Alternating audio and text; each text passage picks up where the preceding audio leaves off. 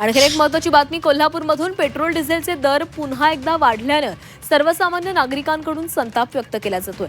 Petrol आणि डिझेलचे दरवाढ केल्यानंतर पुन्हा दरवाढीचा फटका का असा सवाल ग्राहक विचारतायत। कोल्हापुरातील पेट्रोल पंपावरून याचा आढावा घेतला आमचे प्रतिनिधी प्रताप नाईक यांनी।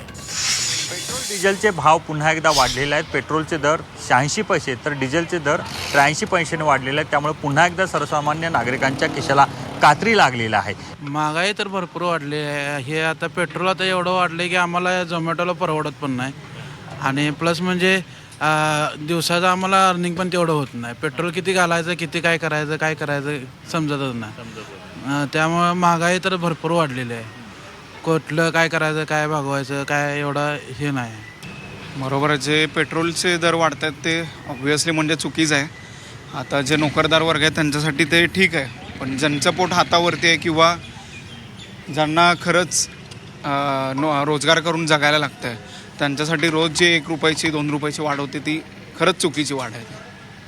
चुकीची वाढ आहे। त्यामुळे सरकारनं किमान यापुढे तरी हे दरवाढ करून अशा प्रकारची लोकांची अपेक्षा आहे। पण टप्प्याटप्प्याने जर वाढ होत असेल तर लोकांच्या खिशाला कात्री लागते याचा विचार सरकारनं करण्याची गरज आहे आणि त्याचबरोबर लोकांच्या मनामध्ये या सर्व दरवाढीबद्दल संताप व्यक्त केल्याचं दिसून येतं। कॅमेरामन मिथुन प्रताप नाईक, झी 24 तास, कोल्हापूर।